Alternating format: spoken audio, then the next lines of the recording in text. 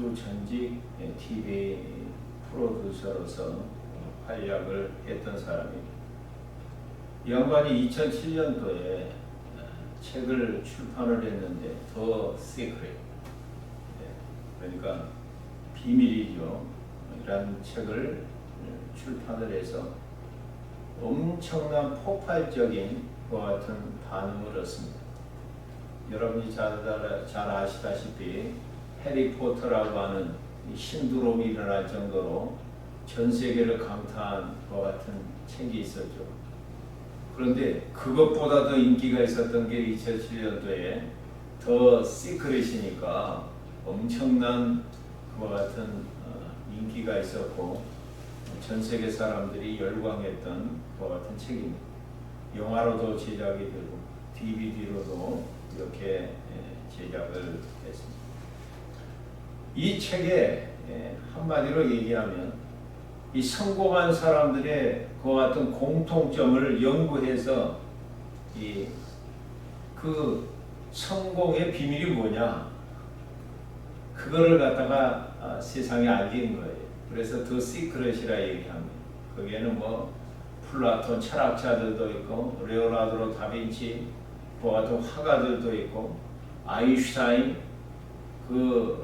과학자들도 있고 또 뭐 아리스토텔레스 이 모든 이 성공한 사람 그와 같은 사람들의 그 비밀 비결 그것을 더 시크릿으로 표시를 했고 만약 이것을 갖다 따르게 된다면 우리 모든 사람은 행복할 수 있고 또 모든 사람은 다 이렇게 물질적인 성공뿐만이 아니라 자기가 원하는 성공에 도달할 수 있다.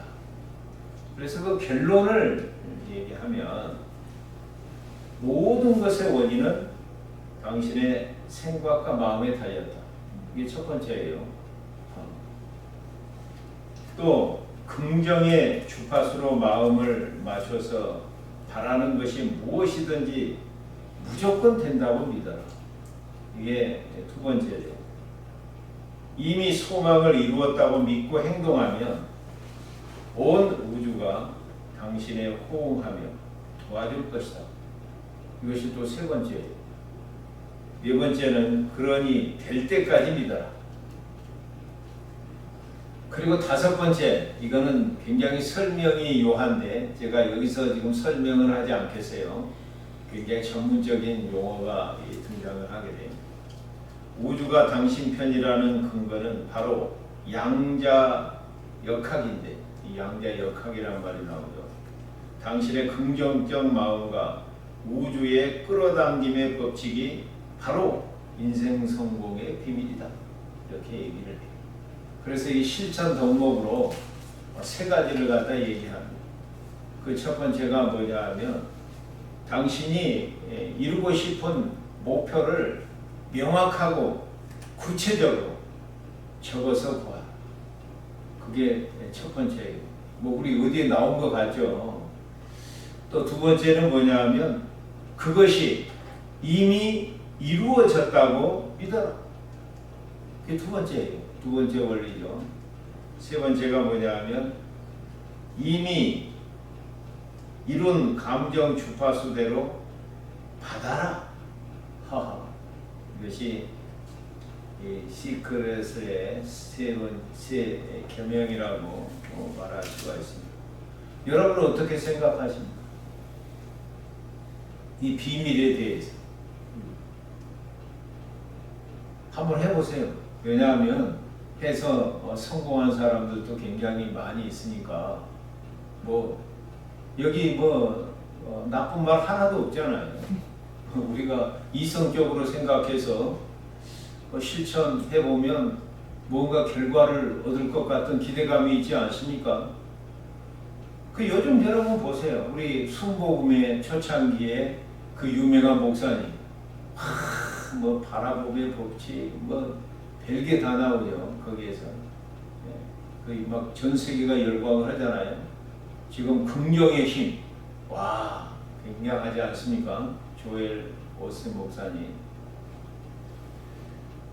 자, 성공할 때까지 믿는다는 그런 말이잖아요. 그런데 만약 실패하면 그 이유는 여러분의 믿음이 부족한 것이죠. 그렇지 않습니까? 또 일단 될 때까지 긍정적으로 믿으면 나중에 그렇게 되었을 때는 당신의 긍정적인 생각 덕분이고, 만약에 이루어지지 아니하면 그것을 믿지 못했기 때문에 너무 편하잖아요. 문제는 이 주어가 뭐예요? 주어가 모든 것이 우리 마음먹기에 달려있다는 거예요. 마음먹기에 달려. 뭐 불교하고도 상통한 그와 같은 얘기이기도 하고, 우리 종교하고도 우리 공유점이 좀 보이기 시작하잖아요. 그런데 주어가 달라요. 대상. 우리 예수 믿는 사람들은 무조건 믿습니다가 아니고 우리 믿음의 대상이 있잖아요. 그 믿음의 대상을 바로 맞춰야 거기에 따르는 열매를 맺을 수가 있습니다. 오늘 말씀을 보게 되면 이 말씀이 무슨 말씀이냐 하면 고린도 교회에 지금 문제가 발생을 했습니다. 거기에 파당의 문제가 발생을 합니다. 아볼로파, 바울파, 게바파, 그리스도파, 네 파로 이렇게 나눠져 가지고 교회가 이 사분으로 이렇게 분열을 하는 그런 시련에 직면해 있습니다. 그런데 그 교회 담임 목사님이 누구냐면 아볼로 목사님. 아볼로 목사. 어떤 면으로 보면 아볼로 목사는 이 바울의 제자라고 이렇게 볼 수가 있습니다. 그런데 자기를 갖다 이렇게 아볼로 높이고 이 사도 바울에 대해서 굉장히 부정적인 그와 같은 말들이 이렇게 난무하고, 그것이 비난이 되고 또 이것이 험담으로 악담으로 이어지고 있는 상황 속에서 도저히 아볼로 목사님이 목회를 할 수 없어서 지금 에베소서에 있는 바울에게로 와버립니다. 그 바울이 얼른 돌아가서 문제를 해결하려 해도 가지를 않아요. 이것이 해결되기 전까지는 제가 고린도교로 복귀하지 않겠습니다. 그리고 지금 바울에게 곁에서 머물고 있는 거예요. 그런데 바울과 아볼로는 지금 하나예요. 예수 안에서. 뭐 경쟁도 없어요. 시기도 없어요. 오직 하나님의 그와 같은 종으로서 자기들이 맡은 소명에 충실하고 있을 뿐이에요. 전혀 문제가 없죠. 그런데 교인들이 아볼로 파니까 당연히 다른 파들은 비난할 거 아니겠어요. 그러면서 오늘 바울이 이렇게 판단을 받습니다. 자, 오늘 성경 말씀을 보게 되면 3절을 갖다 보겠습니다. 3절. 너희에게나 다른 사람에게나 판단받는 것이 내게는 매우 작은 일이라. 나도 나를 판단하지 아니하노니. 자, 성경을 보게 되면 단어를 여러분들이 정확히 아셔야 이 성경의 의미를 갖다가 알 수가 있어요. 그런데 그 단어의 의미를 갖다가 모르게 되면 성경이 우리에게 알리고자 하는 내용이 전혀 엉뚱없는 곳으로 이렇게 가게 됩니다. 그러면 고린도 교회 교인들이 바울을 지금 판단하고 있다. 고린도 교회는 바울이 난사를 해서 바울을 통해서 세워진 것 같은 교회예요. 그 양육은 지금 아볼로를 통해서 지금 양육을 받고 있는 거죠. 그런 바울을 갖다 비난하는데 그 비난의 내용을 보면 엄청난 과간이죠. 그게 뭐냐 하면 일단 바울은 못생겼다. 못생겼다고 비난하는. 바울은 대머리입니다. 거기다가 또 바울은 또 키가 작아요. 키가 작습니다. 또 바울은 등이 구부러졌다 그래요. 그러니까 그 외모에 대해서 굉장히 이렇게 비하를 하게 됩니다. 이 목회자가 되려면 어떤 사람은 목회자가 되려면 그래도 좀 제법 생겨야 되지 않겠어요? 맨 얼굴 쳐다보고 듣고 있을 텐데 이런 교인들도 있어요. 외모를 굉장히 이렇게 비중을 두는 그와 같은 교인들도 있습니다. 그것이 양이 안 차면 뭐 심통 틀어지면 이제 또 그걸 갖고 시비를 거는 교인들도 들어 있어요. 또 바울은 그래는 중하지만, 그래는 탁월하지만, 이 편지를 보니까 힘이 있지만, 그 말은 굉장히 터듬는다. 말에는 뵐 그와 같이 은사가 없다. 이렇게 바울을 갖다 비난을 갖다 하게 됩니다. 바울은 또 육신의 질병이 있어요. 여러분이 잘 알다시피 안질인가 간질인가는 모르겠어요. 평생 이 병을 안고 살았습니다. 하나님께서 아무리 기도해도 안 고쳐주셨어요. 다만 누가라고 하는 의사를 갖다 하나님께서 옆에 붙여주셔서 바울의 건강을 챙기도록 죽을 때까지 바울 곁에 있게 하나님께서 조처를 취하십니다. 그러니까 이와 같은 비난하는 사람들이 아니 뭐 하나님의 능력 그리고 심지어는 뭐 다른 사람 병까지 이렇게 고치면서 어떻게 자기 병 하나는 못 고치냐? 그러니까 목회자들은 병도 걸리면 안 돼요. 큰일 나죠. 이거는 굉장히 능력이 없는 목사고 은혜가 없는 목사예요. 쥐 병도 못 고치면서 뭐 남의 병을 고쳐? 막 이렇게 함부로 이렇게 비난을 하게 됩니다. 또 하나는 가정이 없잖아요. 결혼 안 했기 때문에. 뭐 가정생활이나 해봐서. 그리고 어떻게 해요? 가정을 갖다 제대로 이렇게 인도하겠어. 건강한 가정을 어떻게 세울 수 있어? 뭐 와이프하고 살아나 봐서 자식이 이렇게 키워나 봐서 막 이렇게 또 비난을 하고. 뭐 어차피 지금 바울이 사실이잖아요. 결혼을 안 했으니까. 여기서까지는 또 그런대로 애교로 이렇게 봐줄 수가 있어요. 그러나 결정적으로 무슨 비난을 하냐면 이 사람은 사도가 아니다. 베드로는 사도가 맞지만 바울은 사도가 아니다. 일견 이것이 바울에게 굉장한 약점으로 작용을 합니다. 왜? 사도가 되려면 예수님과 육체로 같이 이렇게 동거를 했어야 돼요. 같이 생활을 했어야 됩니다. 그것이 지금 첫 번째예요. 두 번째는 뭐냐 하면 부활의 목격자가 돼야 돼요. 부활의 목격자. 그러니까 이 바울은 결정적으로 이 두 가지가 지금 문제가 되는 거예요. 예수님 있을 때 없었잖아요. 또 부활하신 예수를 목격한 것이 아니라 한참 뒤에 부활하신 예수를 다메섹 도상에서 만났을 뿐이에요. 이것이 약점이 됩니다. 그래서 이것을 갖다 막 비난을 갖다 하게 되는 거죠. 그런데 바울은 다른 것은 전혀 문제 삼지 않아요. 무슨 말을 갖다 하든지 개념치 않습니다. 하지만 사도권은 이 옹호를 갖다 하는 거예요. 셀프 디펜스를 해요. 왜? 바울이 사도권이 무너져 버리게 되면 바울이 고린도 교회에 복음을 갖다 증거했던 그 복음이 무너져 버리는 거예요. 그러면 교회가 무너지고 교인들의 신앙이 무너져 버리기 때문에 다른 것은 다 이렇게 개념치 않지만 나는 사도다. 사도고 부활하신 주님을 갖다 이렇게 만났다. 그리고 그 증거가 지금 분명하게 나타나고 있지 않느냐. 그 주님께서 나를 통해서 역사하고 있다.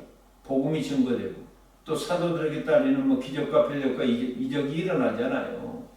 네, 엄청난 바울을 통해서 역사가 일어납니다. 사실 뭐 바울이 두르고 있었던 뭐 앞치마 이것 갖고 아픈 데 나오면 나고 또 귀신 들린 사람한테 이렇게 만지면 귀신이 떠나가고 그런 거 어디가 있어요? 어떤 사도한테 그런 게 안 나타나잖아요. 그런데 바울에게는 그것이 나타난 것을 볼 수가 있습니다. 이와 같이 이런 하나님께서 귀하게 쓰신 그와 같은 사도라도 엄청난 비난의 대상, 또 험담, 또 뒷담화, 마지막 또 가서 막 악담까지 이걸 막 뒤집어 쓰는 거예요. 예. 구약에 보면 하나님의 마음에 합한 또 그와 같은 사람이 있죠. 다윗입니다. 다윗이 하나님 보시기에 마음에 합해서 하나님이 이 다윗을 통하여 나의 뜻을 남김없이 이루어 갈 것이다. 이렇게 예언 받을 정도의 사람이 다윗이에요. 그러면 다윗이 어떤 좋은 소리만 들었냐? 또 엄청난 비난을 듣죠. 우리가 성경을 한 군데만 찾아보도록 하겠습니다. 시편 41편. 시편 41편 5절부터 보겠습니다. 시편 41편 5절부터 보겠습니다. 다 같이 읽어봅니다.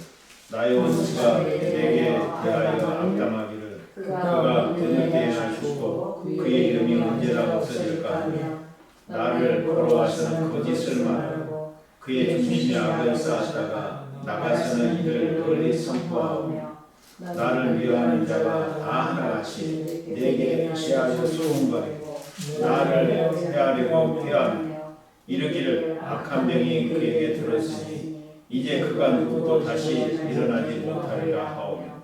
와, 여러분 한번 보세요. 이런 소리를 들으면 뭐 주의 일을 하고 싶겠어요? 하나님께서 뭐 자기에게 맡겨주신 소명도 소명이지만 아무리 하나님께서 맡겨주신 소명이라도 이런 소리를 들어가면서 하고 싶은 사람이 누가 있겠냐 이 말이에요. 그런데 다윗은 그것을 갖다 이겨냅니다. 심지어는 시므이 같은 사람이 다윗이 피난 갈 때 다윗을 저주를 하죠. 비루한 자여 피를 흘린 자여. 이 말이 뭔 말이죠? 너는 차라리 태어나지 않는 게 더 나았어. 왜 이렇게 태어나서 사람 죽이고 피 흘리고 이런 참 이 악한 짓을 갖다 하는 네 인생은 차라리 태어나지를 말지. 그 시므이가 그렇게 저주를 갖다 하는 거예요. 그때 이 참 보통 사람이 할 수 없는 그런 말을 합니다. 저거 하나님이 시켜서 하는 거다. 놔둬라. 나는 시므이의 이와 같은 저주를 통하여 하나님께로부터 은혜 받기를 원한다. 와, 이런 놀라운 그와 같은 고백을 다윗이 하는 것을 볼 수가 있습니다. 이와 같이 이 바울이 엄청난 비난과 악담과 이 험담에 시달리면서 지금 주의 소명을 이루어갑니다. 우리가 구약 외경의 집회서를 갖다 보게 되면 거기에 28장 17절에 이런 게 있어요. 뭐냐 하면 매에 맞으면 맷자국이 나지만 혀에 맞으면 뼈가 부러진다. 와, 그러니까 이 말의 힘이라는 게 얼마나 엄청난 건가를 물론 성경에도 분명히 기록하고 있지만 여기에도 기록되고 있는 것을 볼 수 있습니다. 그렇다면 이 판단이라고 하는 것이 무엇인가? 우리가 이것을 갖다 잘 아셔야 돼요. 성경을 갖다 읽을 때 오늘 판단이라고 하는 것이 뭔가? 이거는 공평하고 의로운 심판이라는 뜻이에요. 원어로 보게 되면. 그래서 이 판단이라고 하는 그와 같은 용어가 나올 때는 여러분들이 법정을 생각하면 됩니다. 법정. 이 법정. 그래서 법정에 있으면 판사가 저 앞에 딱 앉아 있고 그 다음에 여기 검사가 있고 여기 변호사가 있고 증인들이 있고 피의자가 있고 그렇잖아요. 법정을 한번 생각해 보세요. 그래서 뭐 검사는 계속해서 죄를 갖다 들춰낼 것이고 변호사는 변론을 갖다 할 것이고 증인들은 증거를 갖다 선사하고 할 것이고 그리고 나서 마지막에 그것을 다 종합해 가지고 판사가 판결을 갖다 내리게 됩니다. 그 마지막 판결이죠. 파이널 저지먼트. 이건 마지막이에요. 마지막.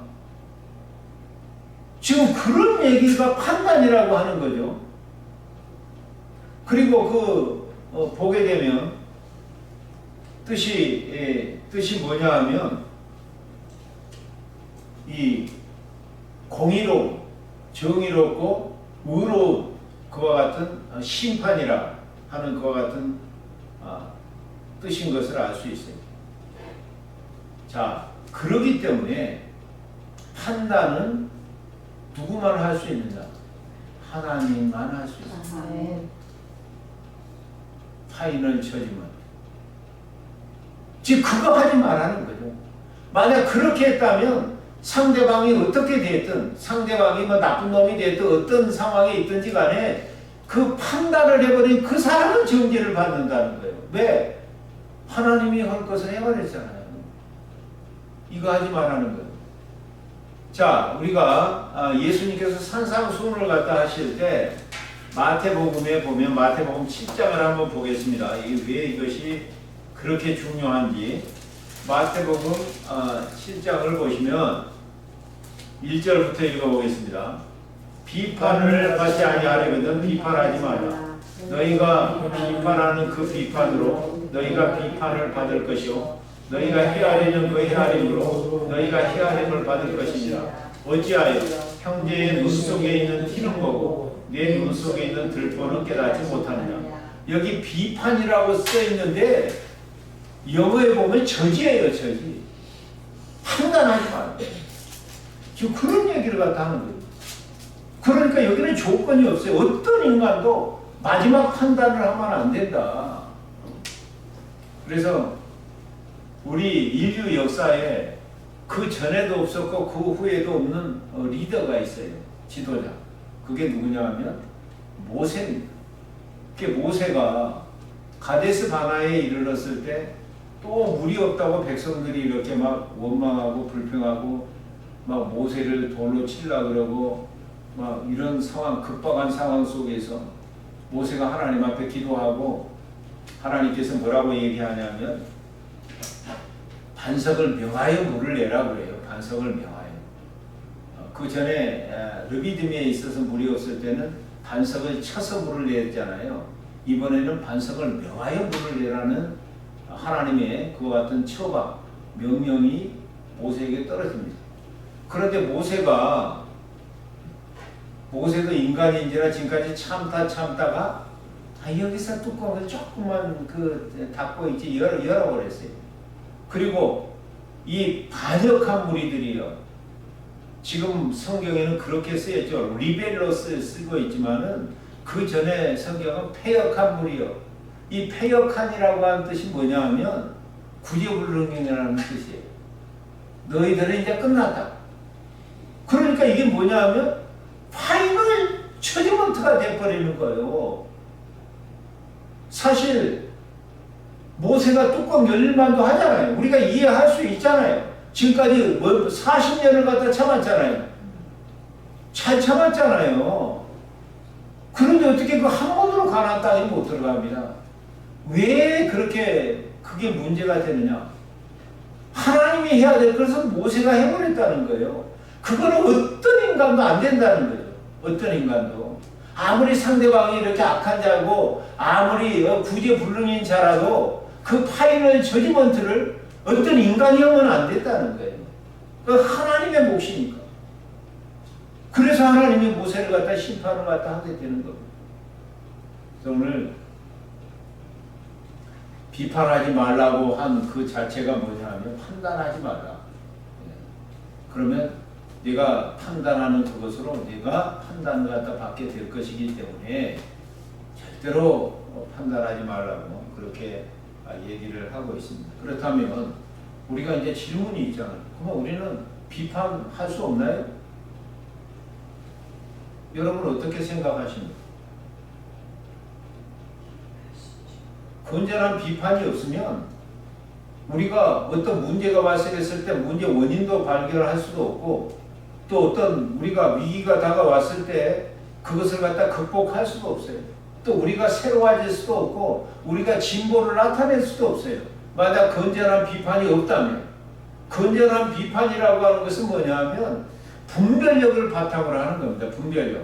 그래서 그 상황을 갖다 제대로 분별을 갖다 이렇게 하고 거기에 따라서 대책을 갖다 세워 나가는 것, 그것을 건전한 비판이라고 그래요. 그래서 사람에게 비판할 때는 그 사람을 위해서 하는 거죠.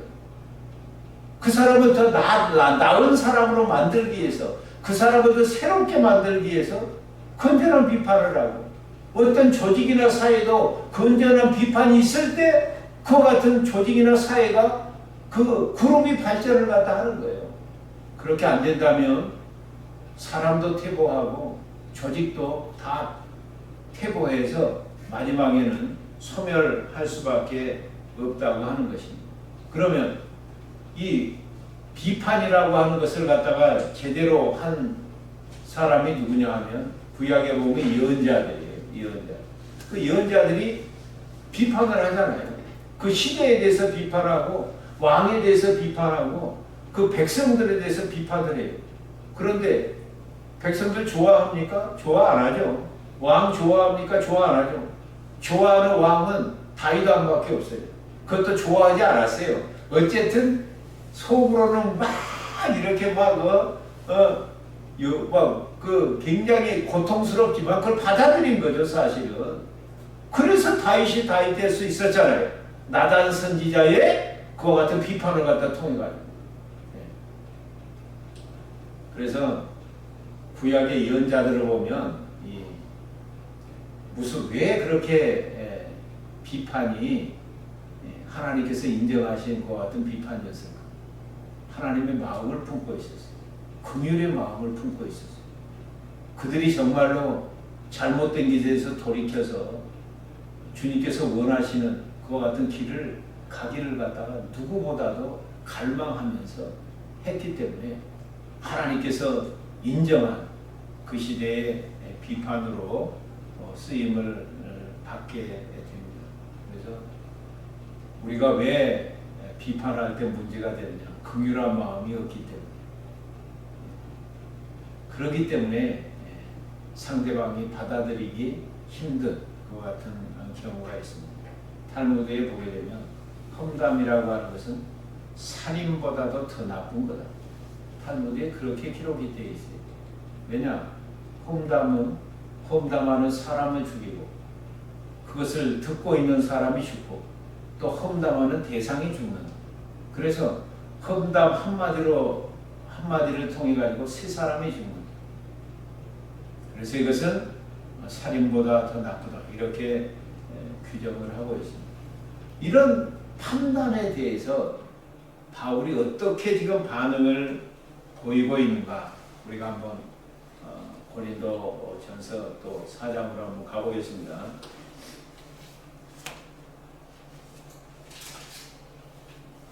고린도 전서 4장.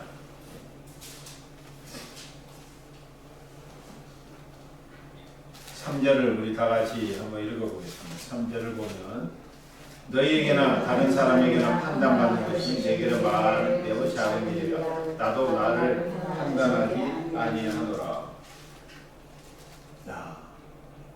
너희나 다른 사람이나 물론 고린도 교회 교인들이나 또 다른 지역에 있는 그와 같은 사람들이나 판단받는 것이 내게 뭐라고 했냐면 매우 작은 일이라. 매우를 빼버리면 안 돼요. 그래서 가장 작은 일이라는 거죠.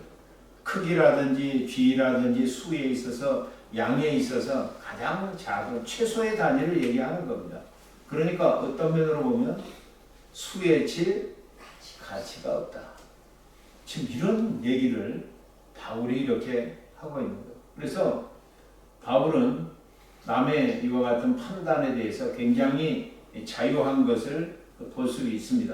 그것 때문에 소명을 갖다가 버린다든가 소명을 소홀히 한다든가 거기에 좌지우지 돼가지고 낙심하고 절망한다든가 그렇게 하지 않았어요. 그러니까 거기에 다른 사람의 판단에 매이지 않았던 사람이 바로 바울입니다. 사실 칭찬은 중요하죠. 그렇잖아요. 칭찬은 무엇도 춤을 춘다? 고래도 춤을 춘다. 사람이 아니고 고래도 막 춤을 추고 막 쇼를 갖다 이렇게 할 정도로 칭찬은 굉장히 필요하죠. 그것 때문에 우리가 위로도 받고 격려도 받고 힘도 얻고 하는 거예요. 그런데 문제는 뭐냐면 사람들을 갖다 기쁘게 하는 것이 목적이라면 그 그리스도의 신실한 종이 아닙니다. 하나님을 기쁘시게 할 것인가? 사람을 기쁘시게 할 것인가? 내가 지금까지 사람의 기쁨을 구한 것이었다면 나는 그리스도의 종이 아니다. 갈라디아서에 바울이 분명하게 얘기를 갖다 하고 있습니다. 그래서 사람의 그와 같은 평판, 레퓨테이션, 비난하고 칭찬하고 그런 것을 그런 것에 바울은 좌지우지되지 않았어요. 그리고 다른 사람의 그와 같은 비난에 대해서 자기 자신을 돌아보아서 거기에 맞는 것은 바로 잡아나갔던 사람이 누구냐 하면 이 바울인 것을 알 수가 있습니다. 또 왜 이 바울이 이와 같은 비난에 판단에 흔들리지 않았을까? 그것은 오늘 성경 말씀에 나와 있어요. 4장 1절이에요. 사람이 마땅히 우리를 그리스도의 일꾼이요 하나님의 비밀을 맡은 자로 여길지어다. 이 말이 뭔 말이냐 하면 하나님 앞에서 사람 앞에서 자기 정체성이 분명했어요. 나는 뭐냐 하면 그리스도의 일꾼이다. 하나님의 비밀을 맡은 자다.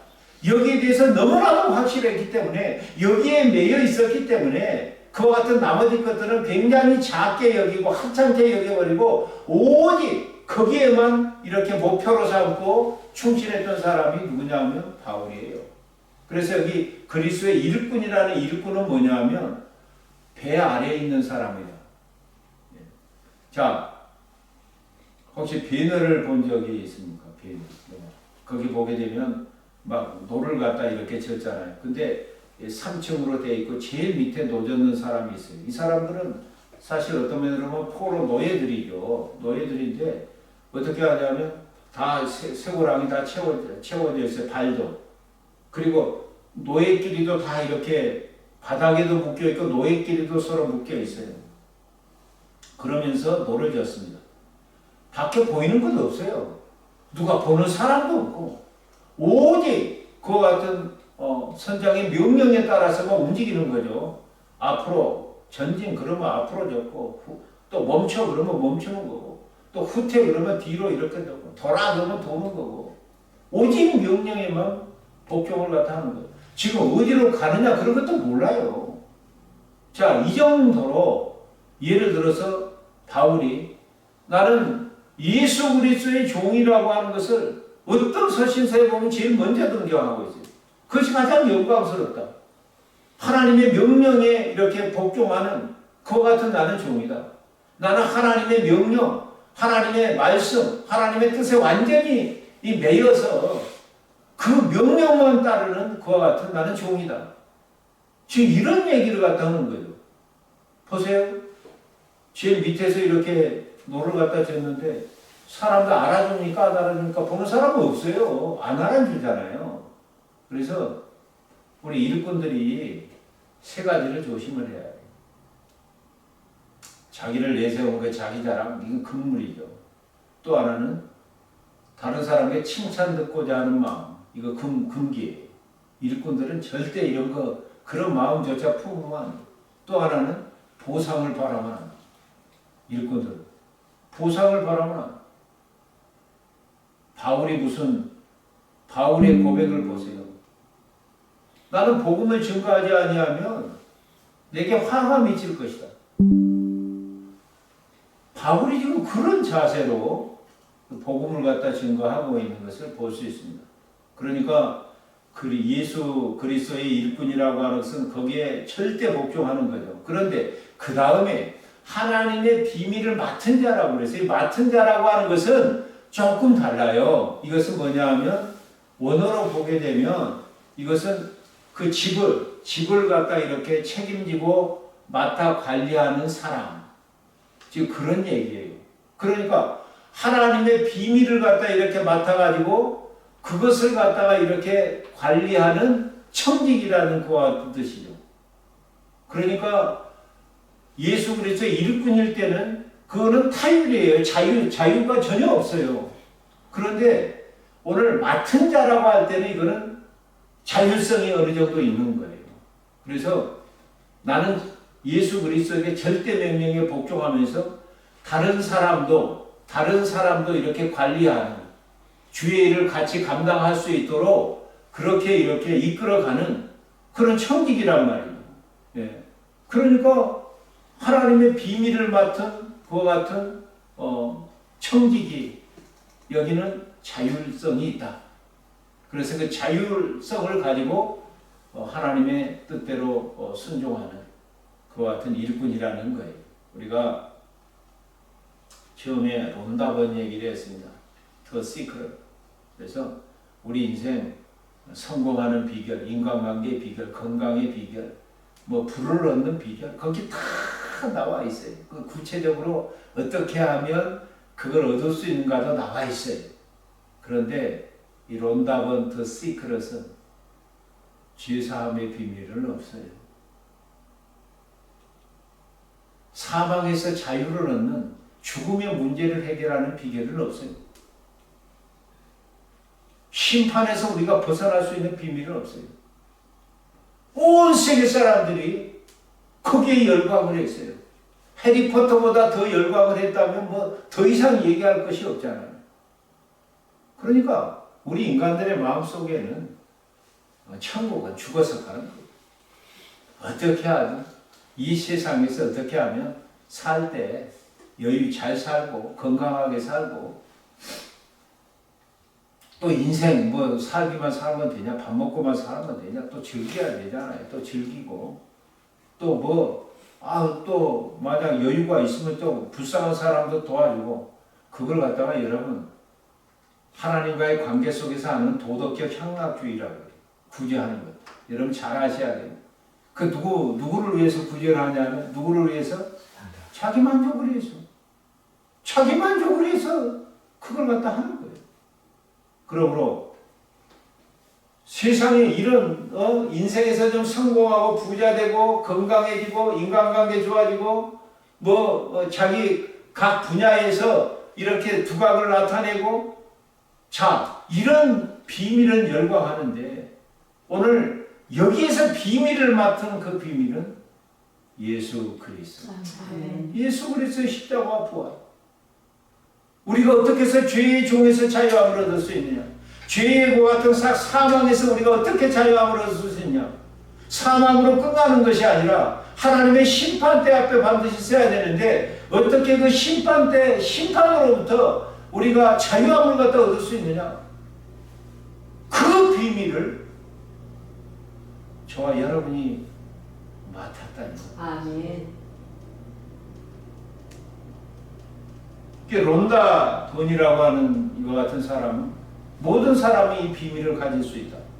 근데 이 예수 그리스도의 이와 같은 비밀은요, 계시가 열려진 사람만 아는 거예요. 성령이 아니고는 이 계시를 깨달아 알 수가 없어요. 성령이 열어줄 때만 가능한 거예요. 그렇다면 비밀을 맡은 자라고 그랬어요. 그럼 주신 자가 있잖아요. 우리는 수동적으로 이걸 갖다 받은 거예요. 우리가 만들어낸 것이 아니에요. 우리가 창조한 것도 아니에요. 우리가 설사 계획한 것도 아니에요. 우리가 소원했던 것도 아니에요. 그런데 우리에게 하나님의 은혜로 주어졌어요.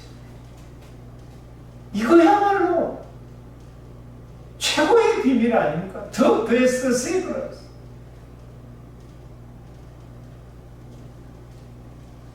그래서 바울은 이런 분명한 자기 정체성이 있었기 때문에 자기는 하나님 앞에만 충성할 뿐이다.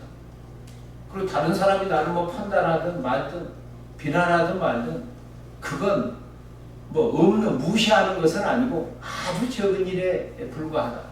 그러면서 중요한 말을 갖다 하게 됩니다. 그것이 뭐냐면, 자, 4절을 보겠습니다. 3절. 너희에게나 다른 사람에게나 판단받는 것이 내게는 매우 작은 일이라 나도 나를 판단하지 아니하노니 내가 자체가 아무것도 깨닫지 못하나 이로 말미암아 의롭다함을 얻지 못하노라. 다만 나를 심판하시는 주시니라. 아니, 다른 사람 판단은 아주 작은 일이고 자기 자신도 자기를 판단하지 않는다고 이렇게 얘기를 해요. 놀라운 고백을 갖다 하게 됩니다. 제가 판단이라고 하는 것은 뭐다 그랬어요? 의롭고 공평한 심판인데 이게 파이널이라고 그랬죠. 그게 바울도 자기 자신마저도 절대 자기 판단하지 않는다. 아무리 나를 갖다 찢어보고 하고 내가 주의 일을 감당하고 이렇게 할 때라도 내 양심에 거리낌이 별로 없다. 자체가 할 것을 나는 발견하지 못한다. 그러나 그것으로 말미암아서 하나님 앞에 의를 이루지 못하기 때문에 내가 나를 나를 판단하지 않는다는 거예요. 우리는 내가 양심에 가책도 없고 부끄러움이 없고 옳다고 생각하면 그것이 자칫 잘못해서 자기 의가 되버리다. 그러면 심각해버려. 이걸 통해 가지고 이제 다른 사람을 판단할 때 감당할 수 있는 사람이 누가 있겠어요? 아무도 없잖아요. 그래서 왜 바울이 이렇게 자기 자신마저도 판단하지 않았을까? 자기 자신에 대해서 늘 하나님 앞에 자기가 완벽해서 지금 그런 게 절대 아니에요. 완벽해서 그런 게. 왜? 바울은 나는 날마다 나를 쳐서 복종시킨다. 나는 날마다 죽노라. 더 그렇게 힘썼던 사람이 바울이잖아요.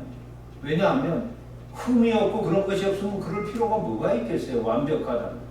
그렇지 않아요. 그렇게 하나님과 사람 앞에 양심의 거리낌이 없이 엄청나게 이 보이지 않는 그와 같은 자기와의 싸움을 가장 치열하게 살았던 사람이 바울이에요.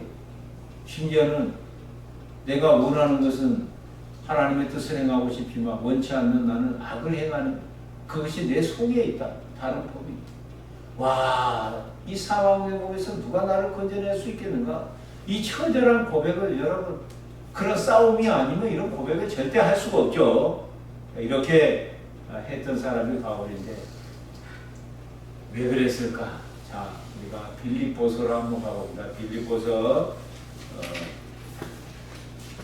3장으로 가면 16절 3장 12절 13절 14절까지 한번 읽어볼까요? 내가 이미 얻었다 함도 아니요 온전히 이뤘다 함도 아니라 오직 내가 그리스도 예수께 잡힌 바에 그것을 잡으려고 달려가노라. 형제들아, 나는 아직 내가 잡은 줄로 여기지 아니하고 오직 한 일 즉 뒤에 있는 것을 잊어버리고 앞에 있는 것을 잡으려고 표대를 향하여 그리스도 예수 안에서 하나님이 위에서 부르신 부름의 상을 위하여 달려가라. 이 고백을 나는 이미 얻은 것도 아니다.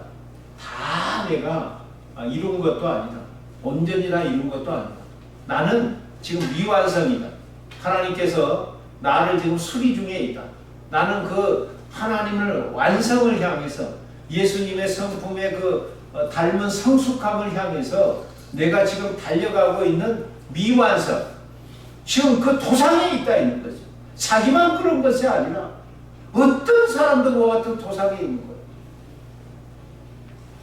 우리 인생이 언제 바뀔지 누가 알겠습니까? 그런 저도 도상에 있고 여러분도 도상에 있고 만약에 우리가 다 이루었으면 여기 있을 이유가 없잖아요. 제가 늘 얘기하는 것처럼 하나님 나라에 가는 거예요.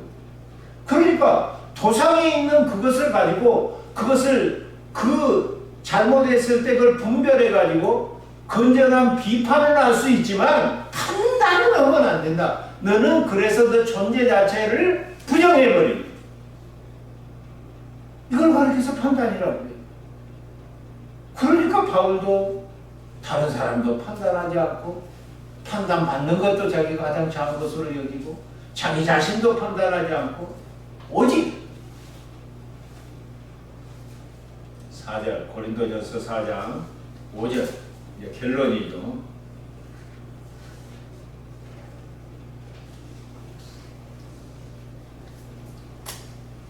읽어보겠습니다. 그러므로 때가 이르기 전 곧 주께서 오시기까지 아무것도 판단하지 말라. 그가 어둠에 감추인 것들을 드러내고 마음의 뜻을 나타내시리니 그때 각 사람에게 하나님으로부터 칭찬이 있으리라. 주가 오시기까지 아무도 마지막 판단, 파이널 저지먼트 하지 마라. 주께서 오셔서 다 드러내실 것이다. 그리고 우리를 심판하실 분이시는 주님밖에 없다. 마지막 심판. 그 심판은 공의롭고 의로운 것과 같은 심판이다. 왜? 하나님께서는 우리 외형을 갖다 보는 것이 아니라 마음 중심까지 다 보고 계십니다. 동기까지도 보고 계십니다. 우리는 드러나는 것만 보지만 감추어져 있는 것은 보지 못하는데 하나님은 감추어진 것까지 다 지금 보고 계시고 알고 계시고 다 듣고 계신다. 그러니까 하나님의 심판만이 완전하다는 거예요. 어떤 인간이든지 간에 어떤 성자든지 간에 그와 같은 심판은 완전하지 못하다는 거예요. 반드시 그것은 문제가 있다는 거예요. 그러니까 주님께서 다 드러내실 그날을 바라보면서 우리는 사람들이 우리를 갖다 비난할 때 그 비난이 맞는가? 만약 그 비난이 맞다면 우리는 회개하고 돌이켜야 되고, 또 하나님과 나와의 관계에서는 나 자신을 잘 성찰함으로 우리가 정한 마음 또 정직한 영으로 새롭게 해서 하나님 앞에서 사람 앞에서 양심의 거리낌이 없이 진실하게 그렇게 힘써야 돼요. 마지막 심판은 하나님께서 하실 텐데, 그때 상벌의 심판을 하실 텐데, 벌 줄 사람은 벌을 줄 것이고 상 줄 사람은 상을 줄 것인데, 그때 하나님의 인정을 받고 하나님께로부터 이 칭찬을 갖다 듣는 그것을 목표로 오늘을 쉼없이 달려갔던 사람이 이 바울입니다. 그래서 우리가 구원은 믿음으로 받아요. 그러나 하나님의 복은 충성함으로 받습니다. 네. 하나님께서 우리를 믿어주실 때, 인정해 주실 때 그때 복이 임하는 것입니다. 그래서 하나님의 인정을 받기 위해서 우리가 힘쓰고 애쓰게 될 때 우리는 하나님 앞에 섰을 때 부끄럽지 않는 그와 같은 구원을 받게 될 것입니다. 내 마음에 자라고 하는 이런 시가 있어요. 이것을 읽어드리겠습니다. 내 마음에 자. 언제부터인가 나는 마음속에 자를 하나 넣고 다녔네. 나무를 만나면 나무를 재고 사람을 만나면 사람을 재고 나는 내가 지닌 자가 제일 정확한 것이라고 생각했다네. 가끔 나를 재는 자를 볼 때마다 무관심한 채 외면했다네. 간혹 귀에 거슬리는 얘기를 듣게 되면 틀림없이 그들의 눈금이 잘못된 거라 생각했네. 그러던 어느 날 나는 한 번도 내 자로 나를 잰 적이 없음을 깨달았네. 그 후로 나는 아무것도 재지 않기로 마음 먹었다네. 하나님 감사합니다. 주님께서 오늘 또 저희들에게 이곳으로 인도하여 주셔서 하나님의 말씀과 성령의 인도함을 받아서 주님께 경배하고 찬양하고 대화하며 기도할 수 있도록 은혜 내려주셔서 진심으로 감사를 드립니다. 하나님의 온전하고 기뻐하실 뜻이 무엇인지를 잘 분별하여 하나님의 뜻에 절대적인 복종을 할 수 있는 저희들 될 수 있도록 은혜 내려 주시고, 또 이와 같이 하나님의 비밀을 갖다 이와 같은 맡은 자로서 그와 같은 자율성을 가지고 우리만 하나님께 충성할 뿐만 아니라 또 이 충성을 다른 사람에게 이렇게 부탁할 수 있는 저희들 될 수 있도록 은혜 내려 주시옵소서. 다른 사람의 그와 같은 평가는 지극히 작은 것으로 여길 수 있게 하여 주시옵소서. 하나님과 나 자신을 살펴봤을 때 사람과 하나님 앞에서 양심의 부끄럼 없이 힘쓸 수 있는 저희들 되게 하시옵소서. 우리가 다른 사람도 판단하지 아니하고 판단도 받지 않을 뿐만 아니라 나 자신도 판단하지 아니하고 오직 나를 공의롭고 의롭게 판단하실 분은 주님밖에 없음을 확실히 믿고 그날을 바라보면서 오늘 바울처럼 주께 붙잡힌 바 된 것을 잡으려고 다 이룬 것도 아니요 다 온전히 얻은 것도 아닌데 미완성 속에서 완성을 향하여 우리가 힘차게 서로 함께 달려가는 교회와 교인들이 되게 하여 주시옵소서. 예수님의 이름으로 기도하옵나이다. 아멘. 찬송 324절.